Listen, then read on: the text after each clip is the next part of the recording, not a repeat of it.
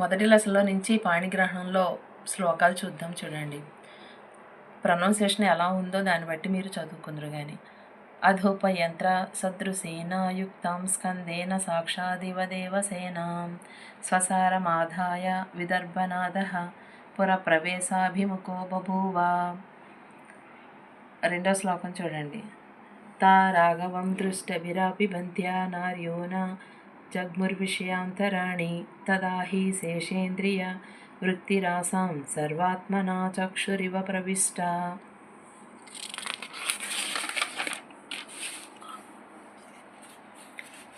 మూడో శ్లోకం. స్థానే వృతా భూపతిభిః పరోక్షైః స్వయంవరం సాధుమమంస్తా భోజ్య పద్మేవ నారాయణమన్యదా అసౌ లభేతా కాంతం కథమాత్మతుల్యం. నాలుగో చూడండి. పరస్పరేణ స్పృహణీయ శోభం నాచేదిదం ద్వంద్వమయోజ ఇష్యత్ అస్మిన్ ద్వయే రూపవిధానయత్నః పత్యుః ప్రజానాం వితదో అభవిష్యత్.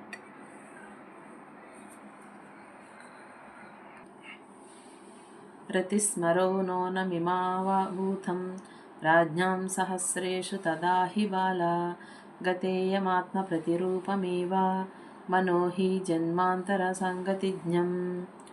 ఆరోది.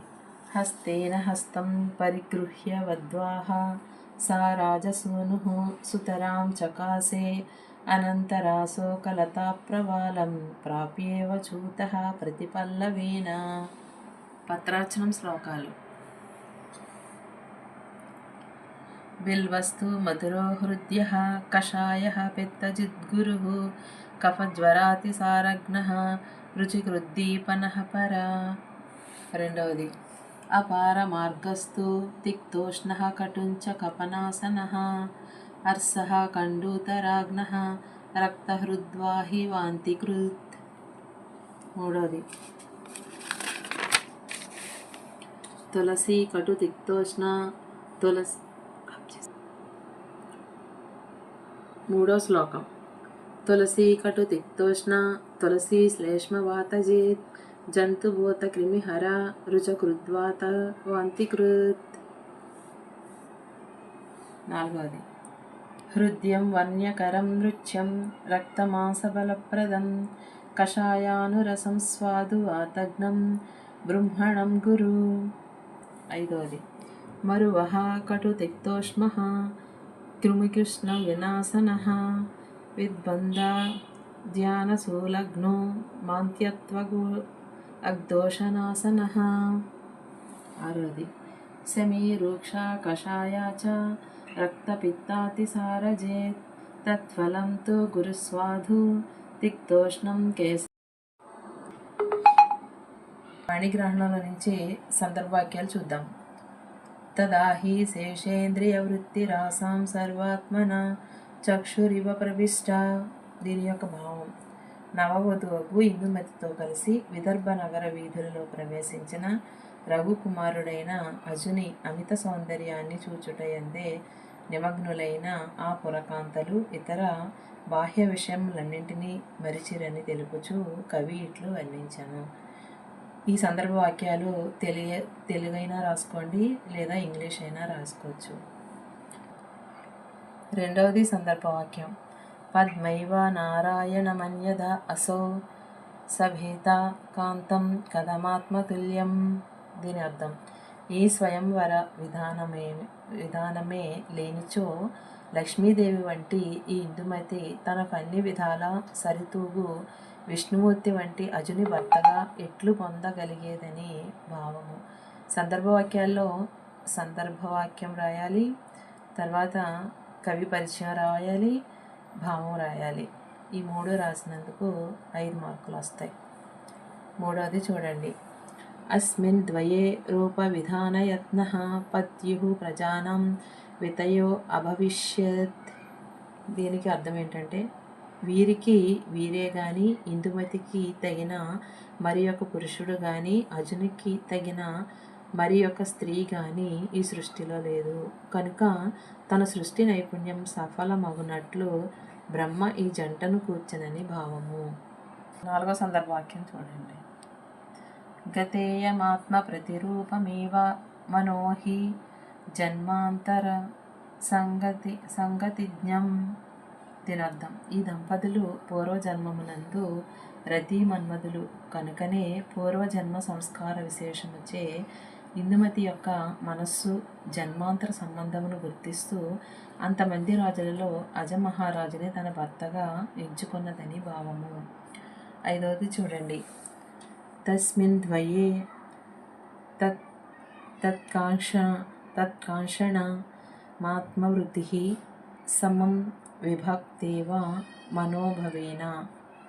అంటే రాజకుమారుడైన అజుడు ఇందుమతి చేతిని పట్టుకొని పాణిగ్రహం చేసినంతనే ఇరువురిలో శృంగార పరవశ భావాలు కలిగినని వర్ణించుచు కవి ఇట్లు పలికెను.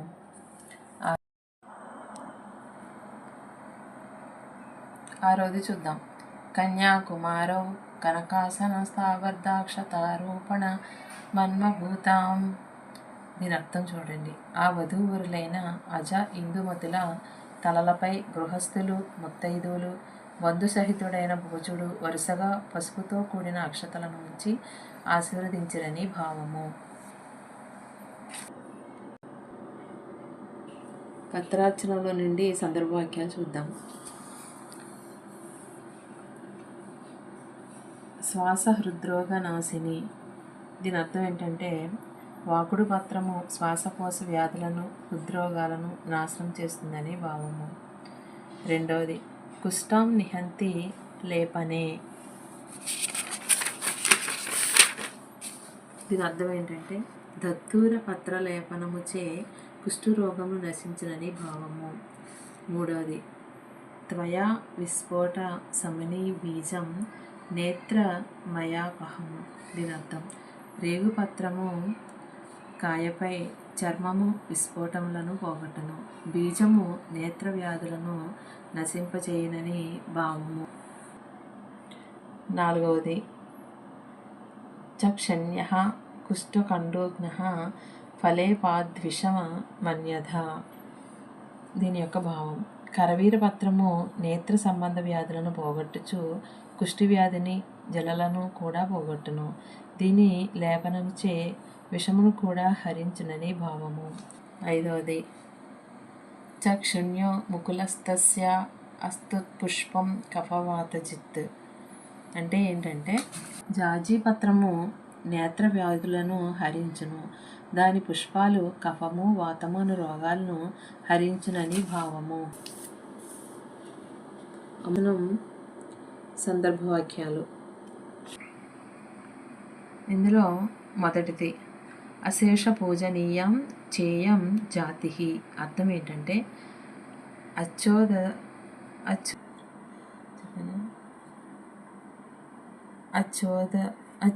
సరస్తీర ప్రాంతాన చంద్రాబిడును చూచి మహాశ్వేత ఇతడు గొప్ప పూజనీయ వంశంలో జన్మించి ఉండును, ఇతని జాతి చాలా గొప్పది కదా అని భావము. భగవాన్ గృహాణ తవాయ మాత్మజః.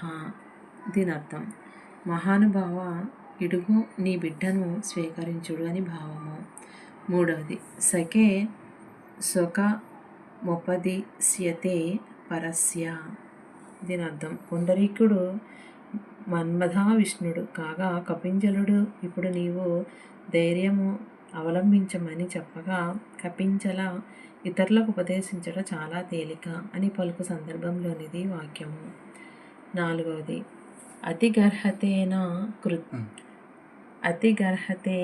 కృత్యేనాపి రక్షణీయాన్ సుహృదసూన్ మన్యతే సాధవః. దీని అర్థం నింద్యములైనను అకార్యములైనను చేసి మిత్రుల ప్రాణములను కాపాడవలను అని పెద్దలు చెప్పిరిని దీని భావము. 5వది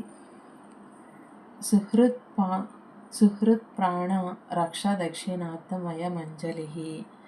దీని అర్థం కపింజలుడు పుండరీకుని వదిలి వెళ్ళుచు మిత్రుని ప్రాణరక్షణార్థమే ఈ నమస్కారమని తన మనసులో భావించే సందర్భంలోనిది వాక్యము. కథమాత్మ సుఖార్థినిం పాణిం గ్రాహయిష్యామి. దీని అర్థం మహాశ్వేత తరలికతో తరలిక నీవు కాదంబరిని చూచెదవా అని అడిగిన తరువాత ఎట్లయినను ఆమెకు పాణిగ్రహణము చేయించవలనని తరలిక కోరి చెప్పుచున్న సందర్భంలోనిది వాక్యము. చారుచేష్టితం నుంచి సందర్భ వాక్యాలు చూద్దాం. సందర్భ వాక్యాలు. ఒకటవది, వరో అపి నాగచ్చతి వారోహ అపి నాగచ్చతి. అంటే ఏంటంటే వ్రేపల్లలోని శ్రీకృష్ణుని బాల్య క్రీడలలో భాగంగా ఆ మహానుభావుడు చేసిన అల్లరి చేష్టలను, చిలిపి ఆగడాలను గురించి ముచ్చటించుకొనుచు నంద అను ఒక గోపకాంత, బృంద అను మరొక గోపకాంతతో హాస్యముగా పలికిన సందర్భంలోనిది వాక్యము. రెండవది, అహో తస్య అభినయః వర్ణయితుమేవ అశక్యః. దీనర్థం అయ్యో అతని యొక్క మితిమీరిన ఆగడాలను వర్ణించి చెప్పుటకు సాధ్యం కాదని భావము. మూడవది, తత్ జ్ఞాత్వా ఆగతం కిల కృష్ణస్య వానర సైన్యం. దీనర్థం పాలు పెరుగులను ఎండ్లలో దాచినారన్న విషయాన్ని తెలుసుకున్న ఆ బాలకృష్ణుని యొక్క మిత్రులైన కోతిమూక రాలేదు కదా. దీనర్థం పార్శ్వై స్థిత్వా అస్తి అయం నవనీత చోరః. దీని అర్థం ఏంటంటే తన ప్రక్కన నిలిచి ఆ వెన్న దొంగ నవ్వుచుండెనని భావము. ఐదవది, దోహనార్థం యదా గచ్చామి దేనవః పాదేన మాం ప్రహరంతి. దీనర్థం బాలకృష్ణుడు దొంగవలే గోష్టమున ప్రవేశించి దూడల త్రాళ్లను విడిపించుటచే అవి తమ తల్లుల వద్ద పాలని తాగివేయగా ప్రాతకాలమున పాలు పితుకుటకు ఎప్పుడైతే వెళ్ళానో అప్పుడు ఆవులు తమ కాళ్లతో నన్ను తన్నుచున్నవని భావము.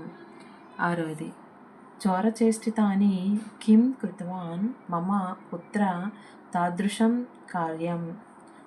దీనర్థం దొంగతనములా నా కుమారుడు అట్టి పనులెందుకు చేయనని భావము.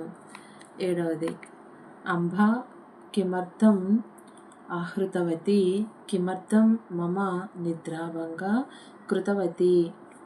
దీని అర్థం ఏంటంటే అమ్మ ఎందుకు నన్ను పిలిచావు, నాకెందుకు నిద్రాభంగం కలిగించావని భావము.